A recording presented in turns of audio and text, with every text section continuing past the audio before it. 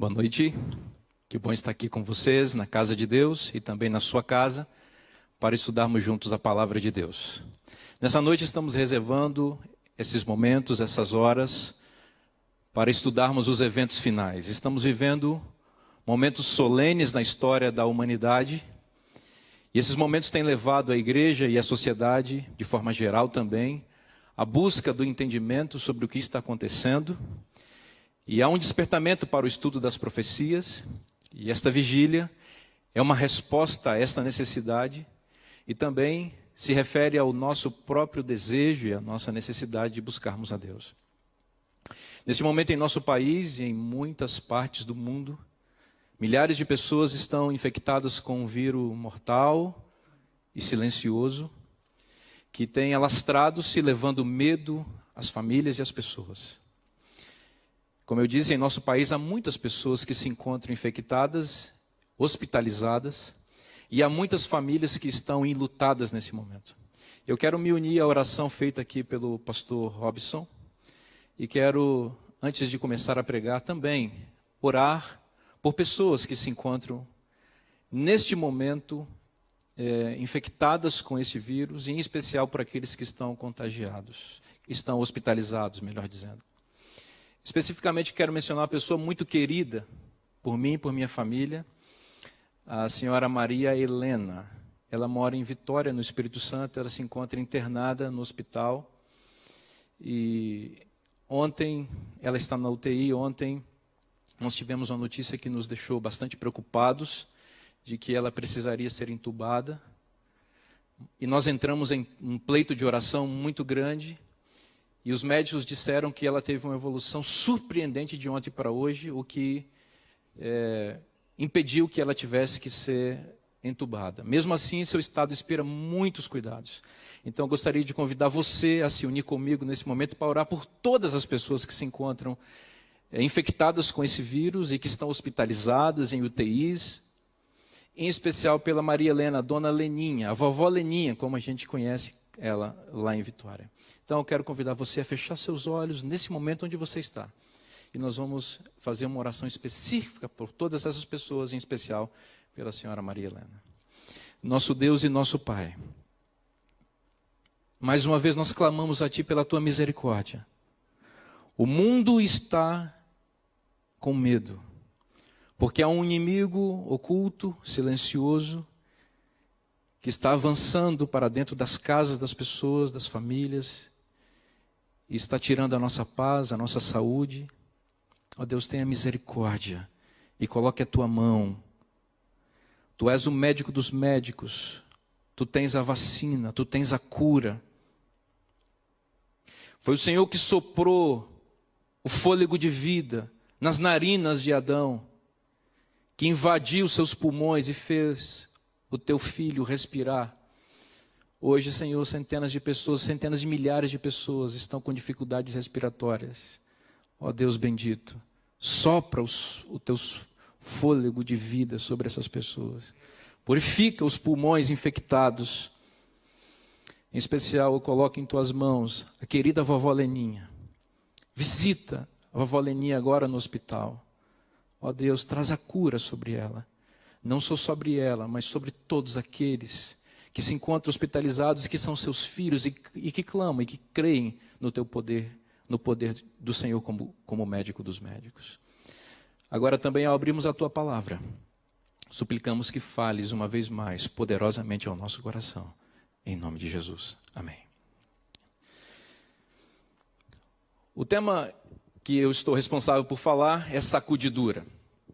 Em termos introdutórios, quero dizer para você que essa é uma expressão que se refere ao fato de que Deus vai sacudir seu povo para purificar seu povo, lançando fora de dentro do seu povo aquelas pessoas que não têm uma fé genuína e verdadeira e que de alguma forma estão entre o povo de Deus, mas que não são do povo de Deus.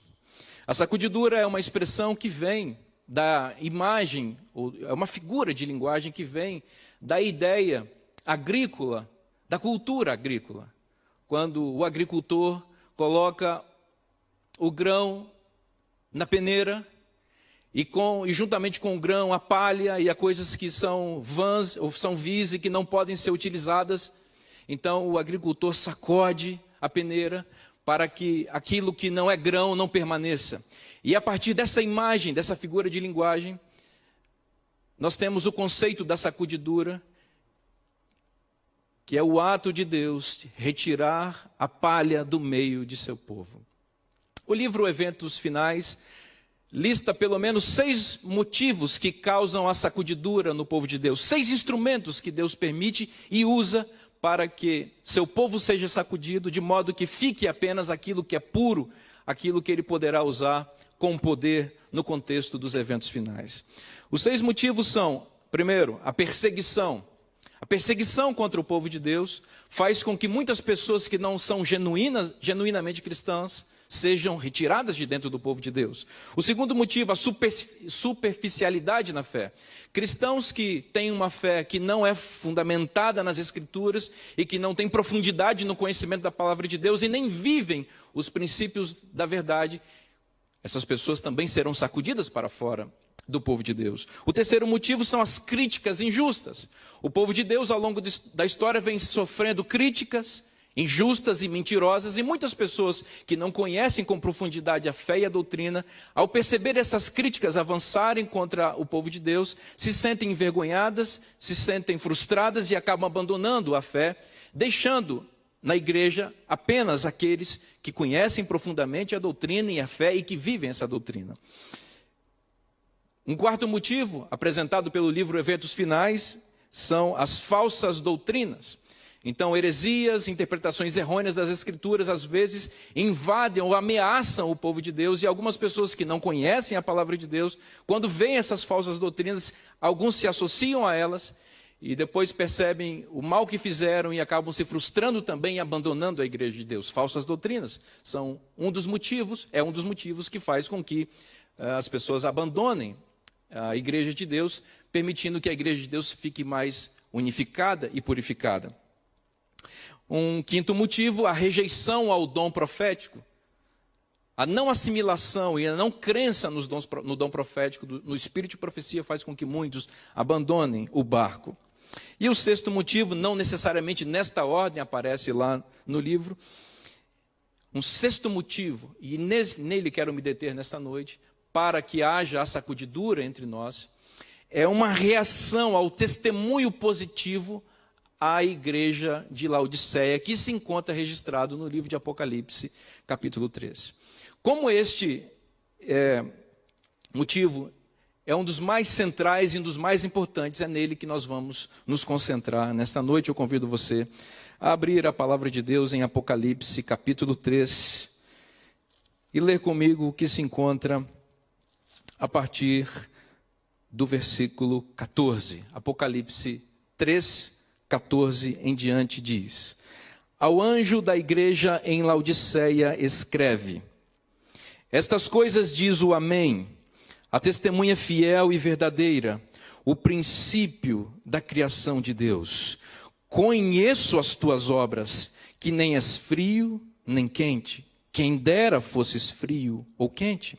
Assim, porque és morno e nem és quente nem frio, estou a ponto de vomitar-te da minha boca. Pois dizes, estou rico e abastado, e não preciso de coisa alguma, e nem sabes que tu és infeliz, sim, miserável, pobre, cego e nu.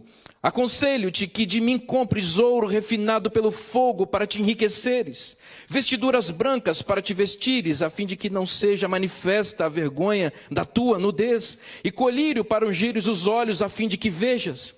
Eu repreendo e disciplino a quantos amo, sê pois zeloso e arrepende-te. Eis que estou à porta e bato. Se alguém ouvir a minha voz e abrir a porta, entrarei em sua casa e cearei com ele, e ele comigo. Ao vencedor dar-lhe-ei sentar-se comigo no meu trono, assim como também eu venci e me sentei com meu Pai no seu trono. Quem tem ouvidos, ouça o que o Espírito diz às igrejas. Esta é a palavra do Senhor.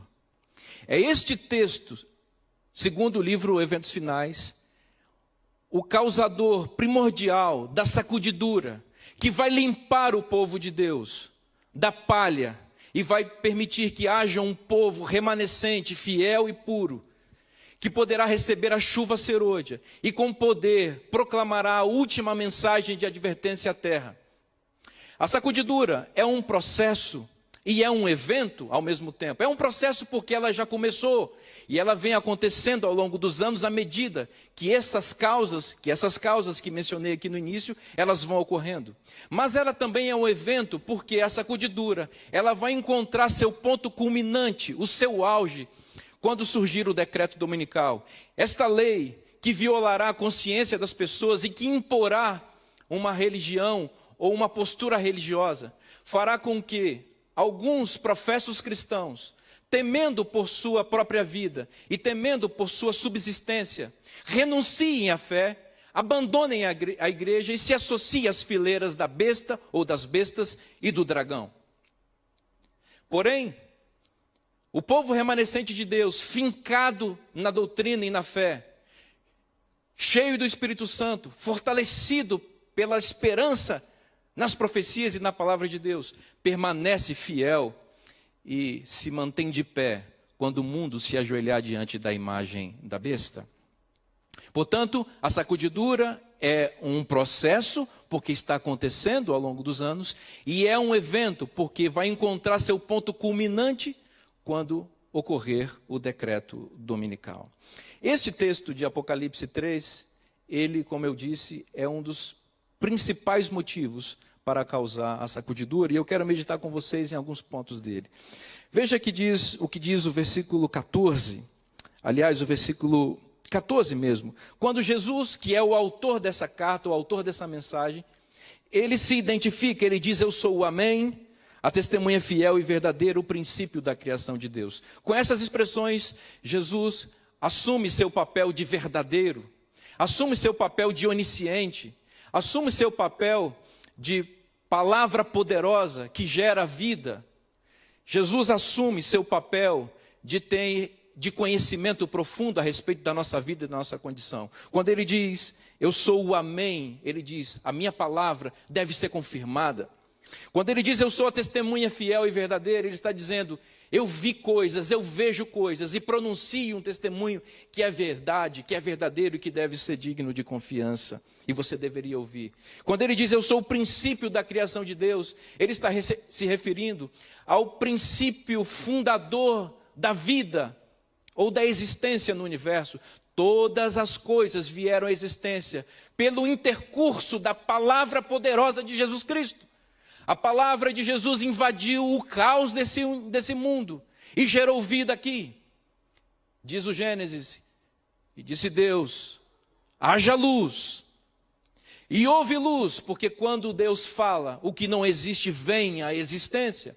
Então, quando Jesus remonta ou se refere a esse poder, o poder da palavra, ele está dizendo, o que eu vou falar aqui é poderoso e sacudirá a sua vida, sacudirá a igreja. O que eu vou falar hoje tem potencial de mudar a rota da sua vida, de mover seu destino.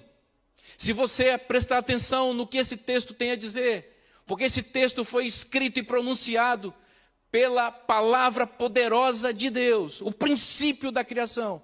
Esse texto vai purificar sua vida e vai purificar a igreja.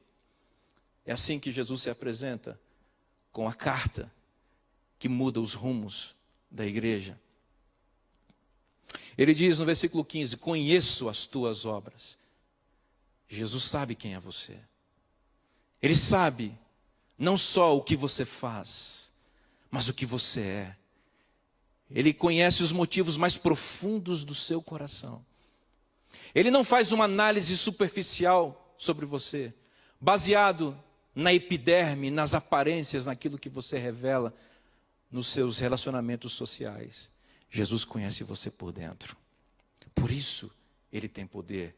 Por isso ele pode diagnosticar a sua condição e dar a você o remédio certo para livrar você deste vírus, dessa pandemia chamada pecado que infectou o mundo e que vem tirando a nossa capacidade de respirar o ar puro do céu. Eu conheço você. E ele diz, conheço as tuas obras, que nem és frio e nem quente. Quem dera fosses frio ou quente. Aqui nós temos uma imagem interessante.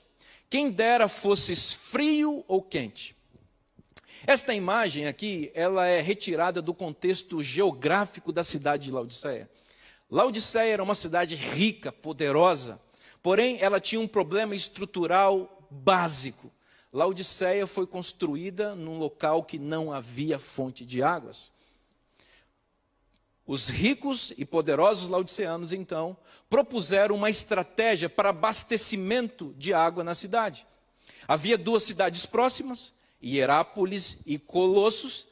Dessas cidades, então, Laodiceia captava a água que abastecia toda a sua população.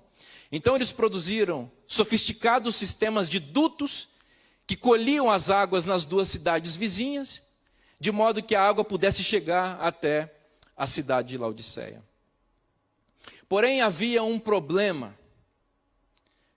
A água não chegava em Laodiceia do jeito que saía de Hierápolis e de Colossos. Hierápolis era uma cidade conhecida por suas águas termais, águas quentes.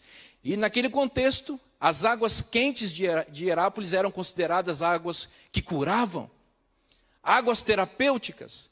Hierápolis era uma espécie de cidade de termas que atraía os endinheirados do mundo inteiro para curar suas feridas, suas doenças, nas supostas águas curativas quentes de Hierápolis. Então a água saía quentinha de Hierápolis, entrava nos dutos que canalizavam essa água até Laodiceia, e um fenômeno estranho ocorria no processo, estranho, mas ao mesmo tempo esperado e natural. A água que saía quente chegava morna em Laodiceia. Laodiceia também captava água gelada para consumo, para beber, de Colossos. E a água saía geladinha das fontes lá de Colossos. E ela ficava morna quando chegava a Laodiceia. Observe que o texto identifica um problema com a igreja de Laodiceia, e esse problema ele é ilustrado a partir de uma realidade contextual e geográfica da cidade de Laodiceia. Conheço as tuas obras, que nem és frio e nem és quente. Eu confesso que fiquei um pouco impressionado com esse texto quando me deparei com ele logo no início, quando comecei a estudá-lo, especialmente porque as interpretações tradicionais a respeito desse texto eram mais ou menos a seguinte: olha, ser quente é coisa boa, mas ser frio é coisa ruim. Correto? A princípio. E a explicação era: o cristão quente é o cristão fervoroso, e o cristão frio é o cristão que morreu na fé. Porém, à luz do contexto de Laodiceia, a gente percebe que essa interpretação não parece a melhor. A água quente, sim, é coisa boa. Representa uma religião viva, uma religião que cura as necessidades espirituais mais profundas da alma. Muitas pessoas procuram a fé e a igreja doentes, cancerosas espiritualmente, e vêm em busca de nossos cultos, de nossas igrejas, em busca de cura para os problemas mais profundos da existência. Imaginando que a igreja tem uma fonte que jorra para a vida eterna, que poderá curar aquilo que as faz morrer espiritualmente. Porém, diz que Laodiceia não era nem quente, nem fria. E o texto na sequência diz assim, Deus dizendo: quem dera fosses frio ou quente. E eu fiquei pensando, mas será mesmo que Deus gostaria que eu fosse frio? Frio não é uma coisa ruim? Mas à luz do contexto da cidade, a gente entende que ser frio aqui se refere a coisa boa, porque é água para matar a sede, é água gelada. O problema de Laodiceia não é que ela é fria no sentido negativo. O problema de Laodiceia é que ela não é fria no sentido positivo. Ela não provê a água que mata a sede existencial daqueles que a procuram. Ela tem água, mas tem água morna. O problema de Laodiceia não é que ela é fria. O problema de Laodiceia é que ela é morna. Você sabe que a água morna tem pelo menos 2 propósitos. Eu me lembro da minha avó falando quando eu era criança, quando a gente tinha algum problema estomacal, ela dizia: você está enjoado? Morna uma água e bebe. Por que, vó? Porque a água morna ajuda a vomitar. Bota para fora o que você tem aí que não deveria estar aí dentro.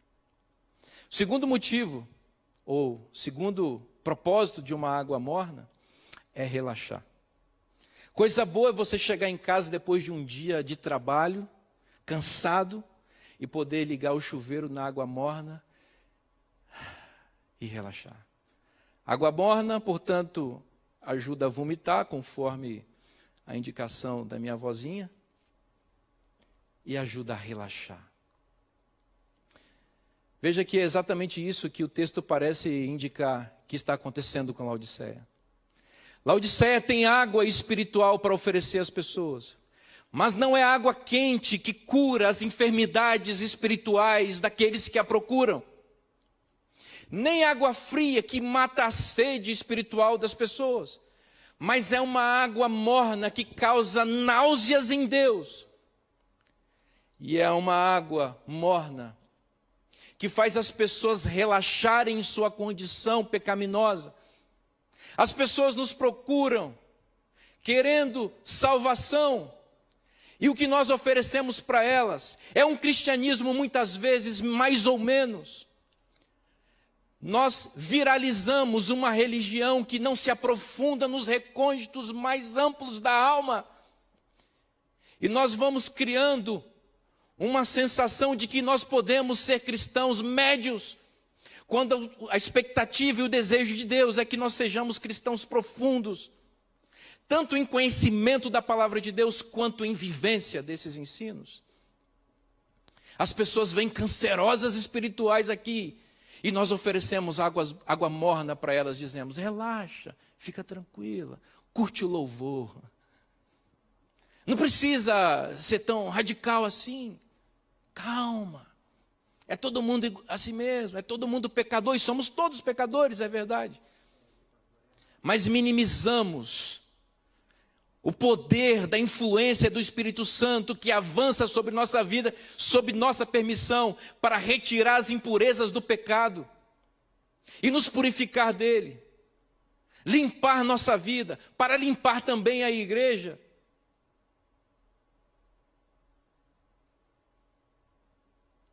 Relaxa. Essa água morna faz com que muitos de nós estejamos relaxados na fé. E essa mesma água morna está dando náuseas em Deus. Por isso ele diz: estou a ponto de vomitar-te da minha boca. Você entende?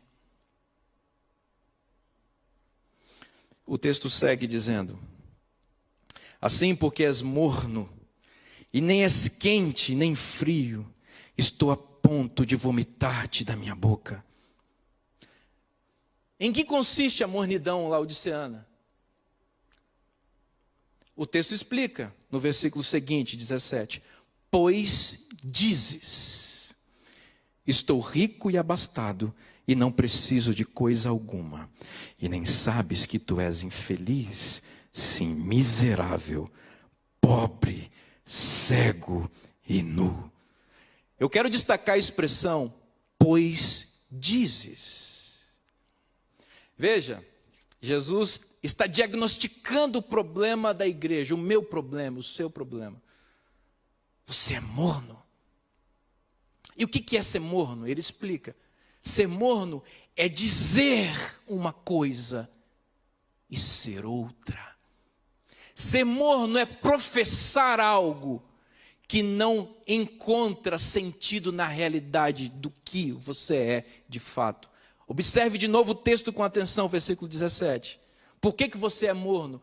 Pois dizes, estou rico e abastado.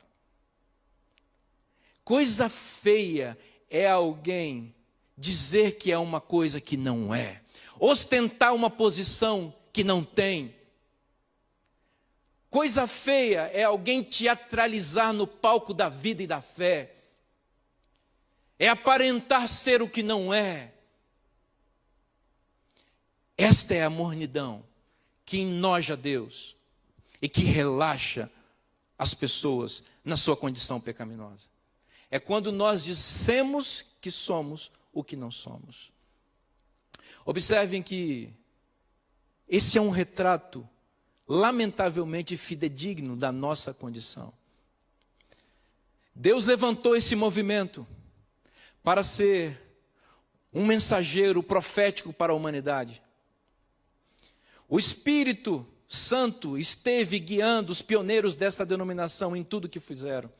Movidos por um senso de urgência, esse movimento se estabeleceu para anunciar a breve volta de Jesus e levou essas pessoas a uma vida de santidade plena no sentido humano dessa expressão. Levou essas pessoas a doarem tudo que tinham e tudo que eram para essa causa, porque criam na breve volta de Jesus. Naquele momento, a igreja era água quente para saciar as feridas e água gelada para matar a sede. Não havia relaxamento, não havia mornidão, havia espírito de missão, havia espírito de santidade e esse espírito se desenvolvia entre os novos conversos. À medida que os anos passam, a água quente e a água fria vai se tornando morna. E aquela água que saiu quentinha das fontes pioneiras dessa denominação, parecem que hoje escoam pelos dutos da nossa vida, como água morna. Não há mais o mesmo zelo missionário entre nós. Não há mais a mesma preocupação com a nossa vida, com o nosso comportamento e com a santidade.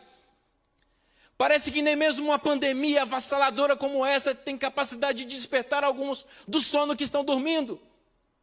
Continuam aprofundados em seus entretenimentos fúteis. Assistem todo tipo de lixo na internet e na televisão, como se nada tivesse acontecendo. O mundo se despertando para as profecias e muitos de nós dormindo, imaginando que está tudo bem, relaxando em nosso berço esplêndido. Água morna que enoja a Deus e que logo, logo não vai mais relaxar ninguém. Pois dizes, estou rico e abastado. Esta igreja tem a preciosidade do dom profético, que foi um presente que Deus nos legou. Nós temos esses livros, eles orientam a igreja, eles lançam luz para a interpretação do texto sagrado, não substituem a Bíblia em hipótese alguma, mas nos ajudam a entendê-la. Nos dão um norte, apresentam um GPS profético mais atualizado. Nós temos e ostentamos, mas não lemos e não vivemos. Esta igreja tem uma mensagem de saúde maravilhosa que tem curado a vida e a saúde de milhares de pessoas ao longo dos anos. Nós temos essa mensagem. Temos clínicas, temos hospitais. Mas o que adianta ter clínicas e hospitais e uma mensagem teórica que não alcança a nossa vida nem a nossa família? O que adianta nós dizermos, nós temos essa mensagem e não vivermos essa mensagem?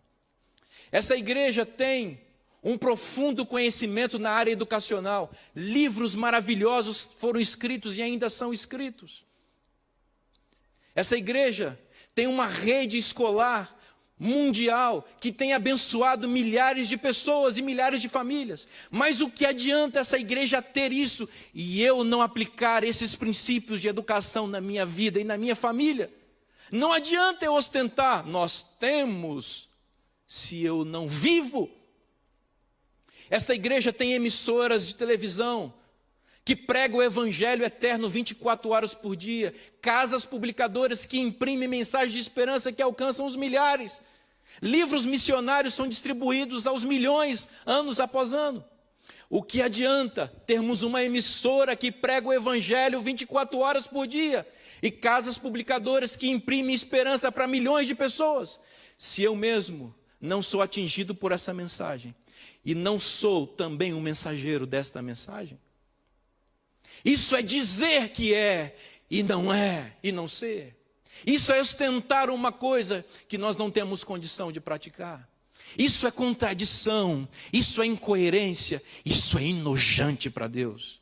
Você entende o que é o espírito laodiceano? É dizer uma coisa e ser outra. É falar que é e não ser. Pois dizes, estou rico e abastado. Meu nome está no livro da igreja. Estou salvo. Estou rico. Meu nome está no livro. Faço parte do povo remanescente. Não adianta você ter uma relação formal com a igreja. Isso não vai salvar você. Isso está anestesiando você. É preciso que a sua relação com Deus avance para os níveis formais e se aprofunde numa experiência real e verdadeira e poderosa na fé. Uma fé que se sustente mesmo quando as igrejas não podem ser abertas. Quando o pastor não pode mais tutelar a sua fé, que não pode mais ler a Bíblia para você porque você mesmo não lê. É nesses momentos que uma fé genuína aparece, em que o verdadeiro povo de Deus brota. Um povo de Deus que é fiel, sem que ninguém precise estimular você à fidelidade, porque você está debaixo da influência do Espírito Santo. Você entende o que é ser cristão de verdade? O que é permanecer na peneira e como se faz para permanecer na peneira? Pois dizes, estou rico e abastado, e não sabes que tu és infeliz, sim, miserável, pobre, cego e nu. Versículo 18 diz assim: aconselho-te que de mim compres ouro refinado para te enriqueceres, vestiduras brancas para te vestires, a fim de que não seja manifesta a vergonha da tua nudez, e colírio para ungires os olhos, a fim de que vejas.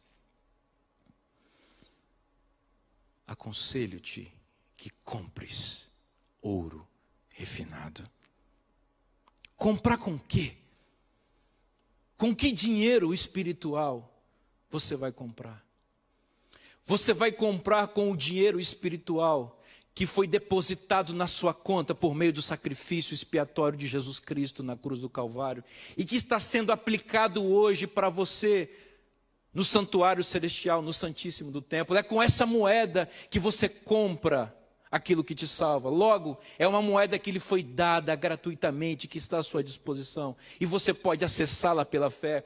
Você pode invadir pela fé e respeitosamente o santuário celestial pelo novo e vivo caminho que foi aberto por Cristo. E ali depositar sua vida diante do altar e dizer: Senhor, eu sou morno. Por favor, sacia a minha vida com a água fria da tua justiça. Faz jorrar em mim uma fonte para a vida eterna. E, Senhor, sacia a minha sede e cura as minhas feridas espirituais, para que eu também seja um instrumento em tuas mãos, para saciar a sede das pessoas e curar as doenças espirituais que elas têm. O versículo 19 diz: eu repreendo e disciplino a quantos amo. Sê, pois, zeloso e arrepende-te. Eu repreendo e disciplino. Não é porque eu sou sádico, diz o Senhor. Não é porque eu gosto de ver você sofrer. Eu faço isso pelo contrário. Porque a minha repreensão é o único meio que você tem de salvação.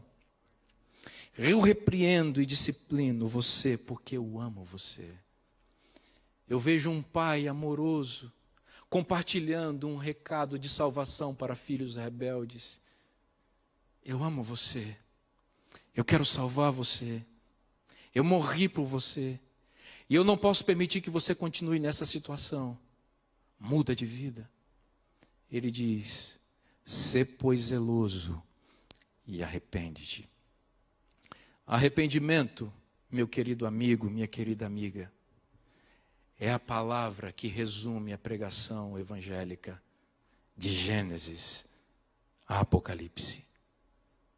arrependimento. Arrependa-se, arrependa-se, arrependa-se. De quê? Eu poderia fazer uma lista extensa de pecados que nós cometemos aqui. Poderia aqui chamar o pecado pelo nome, como se diz, para tentar alcançar você especificamente. Mas eu não vou fazer isso. Eu vou falar uma coisa que eu tenho certeza da qual você precisa se arrepender. Um pecado que acompanha você há muito tempo e que, se você não se desvencilhar dele, ele vai levar você para a perdição eterna. Ele vai sacudir você para fora da peneira da fé. Ele vai retirar você da lista dos santos e vai colocar você nas fileiras das bestas e do dragão, e vai colocar você de joelhos diante da imagem da besta, que em breve será erigida com o decreto dominical. Sabe que pecado é esse? O seu pecado de estimação. Pecado acariciado. O pecado que te acompanha e você não larga por nada. Este pecado que inclusive está te acompanhando em tempos de quarentena. Este pecado que nem o medo que assola a humanidade, que nem o perfil altamente escatológico do momento em que a gente vive, consegue desvencilhar você dele. É aquele pecado que tenazmente te assedia, como diz o apóstolo em Hebreus capítulo 12. A expressão tenazmente se refere a cola tenaz. É esse araldite do inferno que se agregou a você e que não solta, esse superbonde maligno que te acompanha por onde você vai, que te assedia tenazmente. É desse pecado que você precisa se arrepender. É pelo poder de Deus que você consegue. É colocando essa causa diante do altar de Deus. É suplicando a misericórdia do Senhor. É rejeitando sua condição morna que te faz relaxar, como se dissesse: eu tenho esse pecado, mas Jesus me ama mesmo, eu sou tão bonitinho, tão querido, e Ele não vai me tirar do céu. Afinal de contas, o céu não vai ser um lugar bom se eu não estiver lá. Você está morno, tomando água morna, relaxando com água morna e enojando a Deus. É hora de você, pela graça e pelo poder de Deus, dizer: eu não quero mais esse pecado na minha vida. Porque eu quero permanecer na peneira. Eu não quero ser sacudido. Eu não quero ir para fora. Eu quero ficar de pé quando todos se ajoelharem diante da imagem da besta. Versículo 20, Jesus diz: eis que estou à porta e bato. Se alguém ouvir a minha voz e abrir a porta, entrarei em sua casa e cearei com ele e ele comigo. Esse texto é lindo, mas ao mesmo tempo retrata uma situação patética. Jesus é o chefe do banquete. É Ele que providenciou o banquete espiritual com o qual nós nos regalamos na fé. É Ele que nos deu o dom profético, é Ele que nos deu as instituições, é Ele que nos deu essa mensagem com a qual nós nos engordamos nesse banquete extraordinário. Só que em algum momento da nossa trajetória nós fechamos a porta do banquete e deixamos o dono do banquete de fora. Isso é patético, isso é trágico. E aqui diz o texto que o dono do banquete está assim, deixa eu entrar. Eu quero entrar. E a gente diz assim: olha, nós somos o povo remanescente. Nós guardamos os mandamentos de Deus e temos a fé em Jesus. E temos o testemunho de Jesus. Está vendo aí? Jesus está batendo a nossa porta. Ele não bate a porta de qualquer denominação, ele bate a nossa. Porque nós temos o testemunho de Jesus. Olha, ele está batendo. E quando as batidas ficam mais insistentes e mais intensas, nós pensamos: nossa, Jesus está um pouco nervoso, nós precisamos domesticar um pouco mais esse Jesus. E aí a gente vai ali e coloca um envelope de dízimo debaixo da porta para dizer: Jesus, calma um pouquinho, nós estamos aqui fica aí batendo a nossa porta. Quando as batidas ficam mais intensas e a gente tem um pouquinho de saudade de Jesus, a gente se contenta em olhar pelo buraco da fechadura e ver Jesus do lado de fora da porta. Quando a experiência que a igreja precisa ter e nós como indivíduos precisamos é escancarar a porta do nosso coração e da igreja para que Cristo entre no banquete, sente à cabeceira da mesa e presida esse banquete, determinando o que come, o que não come, o que veste, o que não veste, o que faz, o que deixa de fazer. Não adianta ter Cristo à porta, Cristo precisa entrar e Ele só entra se nós permitirmos. Por isso Ele gentilmente bate a porta. Eis que estou à porta e bato. Se alguém ouvir a minha voz e abrir a porta, entrarei em sua casa, cearei com ele e ele comigo. Ao vencedor, dar-lhe-ei sentar-se comigo no meu trono. Assim como também eu venci e me sentei com meu Pai no seu trono. Quem tem ouvidos, ouça o que o Espírito diz às igrejas. Esta é a mensagem que sacode a igreja. Esta é a mensagem que tem o poder, Apocalipse capítulo 3, versículo 14 em diante. É a mensagem que, de acordo com a revelação, tem o poder de lançar para fora a palha e de manter um remanescente fiel dentro da peneira de Deus. Segundo o livro Eventos Finais, esta mensagem produz duas coisas. Primeira, ela endurece o coração de alguns no erro e na sua condição. E essa é uma condição trágica, resultado trágico dessa mensagem. Mas um segundo efeito é produzido na vida de outras pessoas. Esta mensagem leva os sinceros ao arrependimento. Ouvem o testemunho fiel. Permitem que o Espírito Santo transforme e purifique sua vida. Permitem que o pecado acariciado seja abandonado. Deixam Deus intervir diretamente, sentando-se na cadeira principal do banquete. Essas pessoas permanecem na peneira e permanecerão de pé quando todos se ajoelharem diante da imagem da besta. Para concluir, eu vou fazer uma pergunta para você. Qual o efeito que essa mensagem hoje teve sobre sua vida? Ela endureceu seu coração? Ela deixou ainda mais gélido ou mais morno, para ser fiel à metáfora, a sua mais morna a sua condição? Qual o efeito que essa mensagem produziu em você? Ela sacudiu sua vida?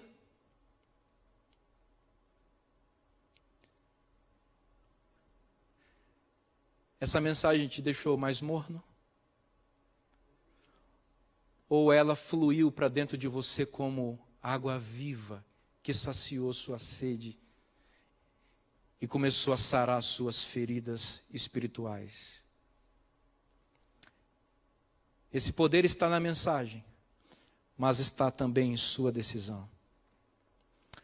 Jesus está à porta, está batendo. Abre hoje.